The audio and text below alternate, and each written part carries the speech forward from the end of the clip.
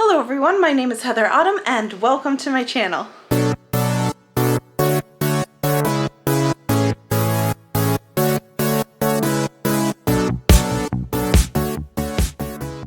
So today I am back in my apartment, back in the kitchen, and it's been a wild couple of weekends. You get to see my camping trip as well as a pirate festival that was held in West Yarmouth. It's a lot of fun, but I am super happy to be back at home, to be honest. It might surprise you guys, but I'm actually an introvert. I recharge and I'm most happy when I'm at home in a quiet space. And so every now and then when I get a chance like this to just stay home and relax, I am so happy. It's like a luxury. It's also super humid and cloudy out. It's gonna thunderstorm later. So if I seem shinier than normal, that's why. It's actually really hot in my apartment. Today I'm gonna show you actually two recipes. One goes with the other, and it is something that my mom used to make that I loved so much. It's really amazing tasting, and that is her spaghetti sauce, which we are going to use over stuffed shells. And these shells are gonna be stuffed with a cottage cheese and mozzarella cheese kind of mixture and Parmesan, and it's so delicious. So if you're one of those people who likes to have everything written out,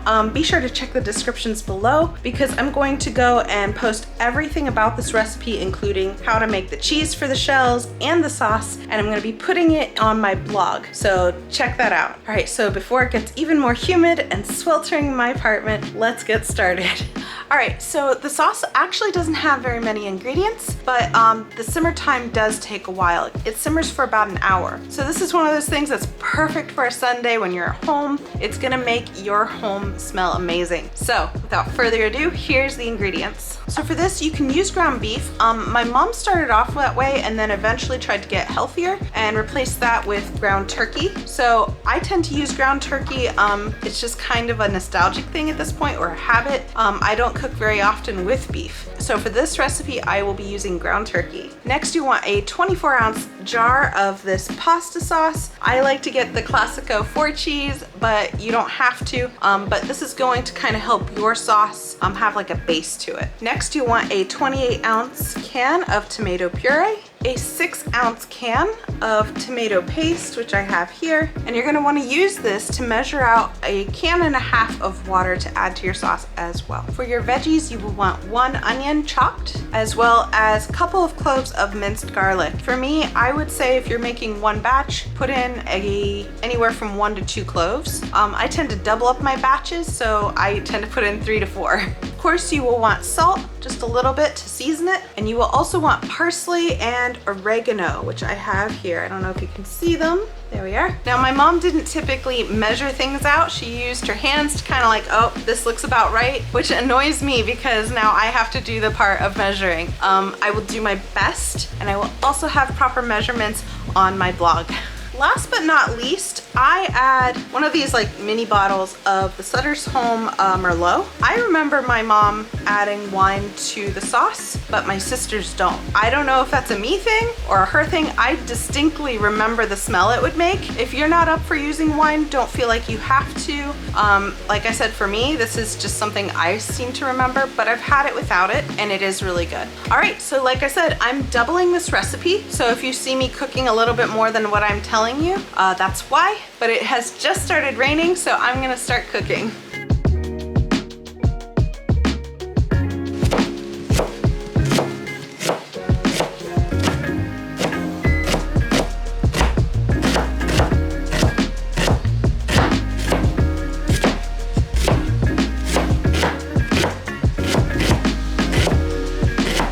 So once your onion is all chopped, and if you, like me, had to defrost some turkey, then once that's all defrosted, you're going to want to put your onion and turkey and your garlic all in a pan and cook it until the turkey or beef or whatever you're using is browned all the way through. And make sure to drain off any excess liquid.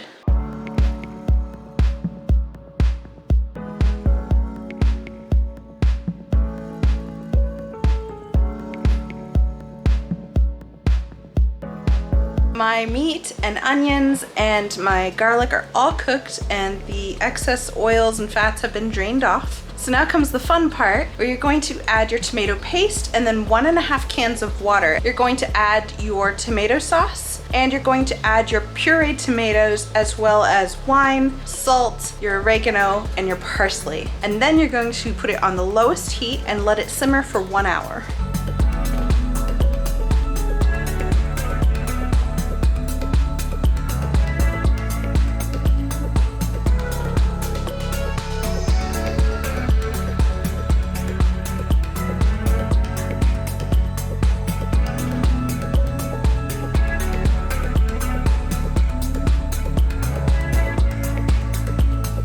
Alright, so I had to change out my battery, so you didn't get to see how much parsley or salt I put in. For salt, I put in about anywhere from a half teaspoon to a teaspoon. And then for my parsley, I put in 2 large handfuls, which is exactly what my mom did. And then for oregano, I'm going to put in 1 handful. I'm going to try very hard to measure that and include that in the instructions on my website. So sorry about that.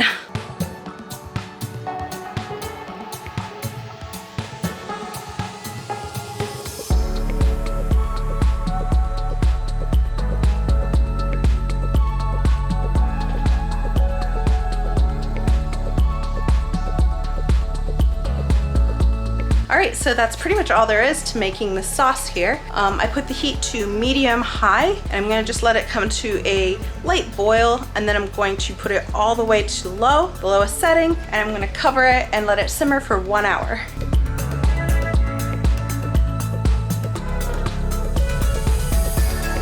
So our spaghetti sauce is all done simmering. You can see it here.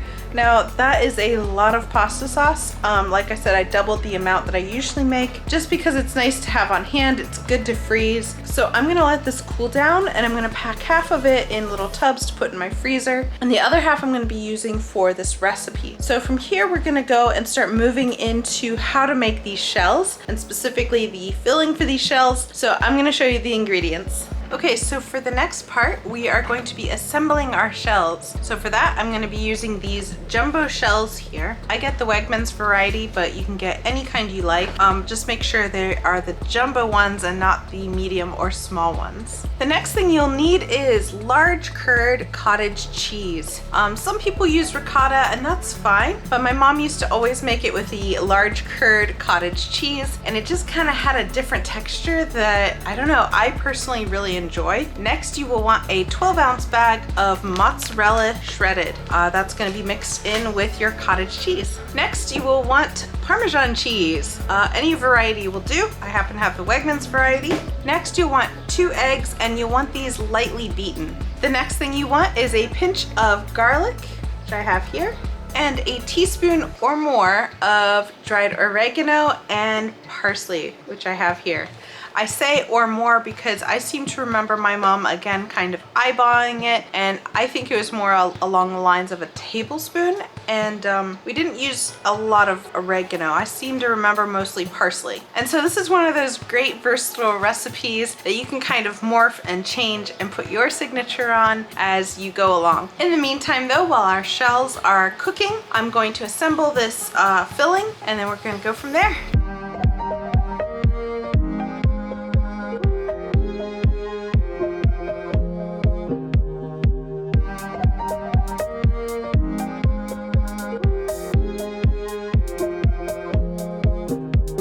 All right, so we have our filling all assembled for these shells. So what I like to do when I'm stuffing shells or even mixing the filling is I like to get some like food grade gloves and just do it by hand. My mom used to use a spoon, and that's all great and stuff if you can do that, but I just found that it still got pretty messy, and I prefer to use gloves.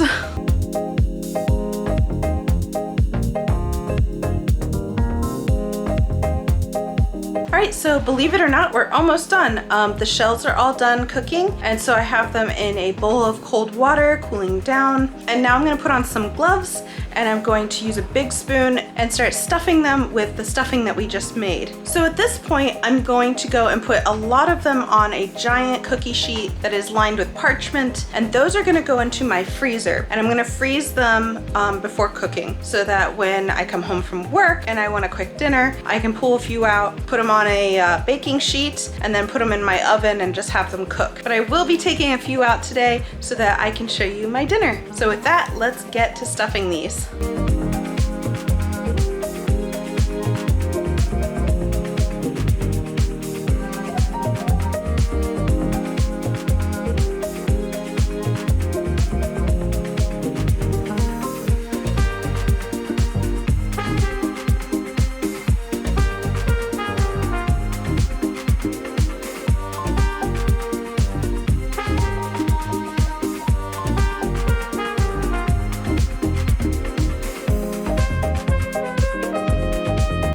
all the ones on that pan and I put them in my freezer, and those will be my grab and go dinners.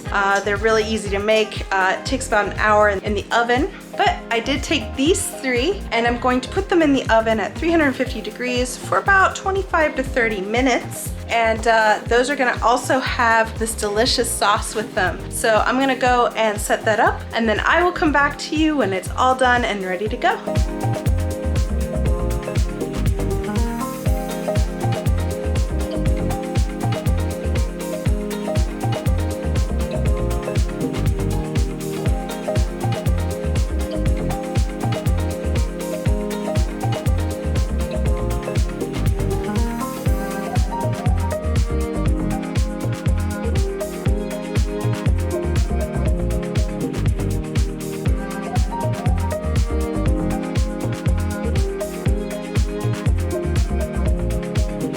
Alright, so my dinner is all done. I tried to take more pictures of the shells. I got some feedback saying that I didn't show enough of the food last time I made a food episode. So I hope I did better this time. I do take feedback really seriously. So here's my first bite. You can see that there. Alright, here we go. So I used to love this as a kid because this was like the best part of the lasagna. When my mom would make it, I didn't like the sauce so much as a child. So for me, the shells and the idea that it's packed mostly with cheese was a real winner for me. So in this, I hope you got 2 new recipes out of it. Now you know how to make some sauce. That can go with any kind of pasta, any kind of spaghetti, things like that. Like I said, I usually make some and then I throw it in my freezer. And then I also hope you enjoyed the recipe for the stuffed shells. So again, all of this will be linked on my blog, which I will link in the description below. And I hope you enjoyed this episode as much as I did making it, and I'm about to eat it. So thank you again so much for watching. Be sure to check out my other videos on my playlists, and I will see you next weekend. All right, have a great day. Bye.